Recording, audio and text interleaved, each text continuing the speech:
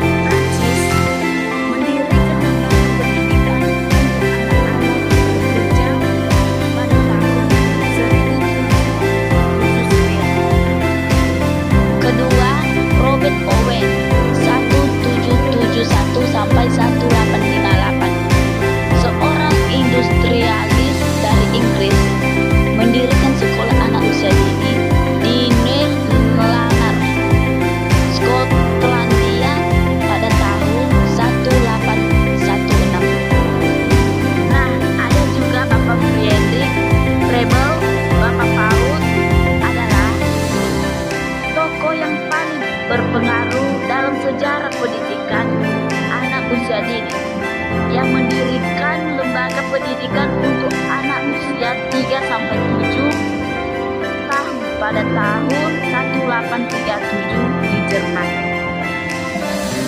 Nah, ada juga tokoh-tokoh penting dan pendekatan mereka.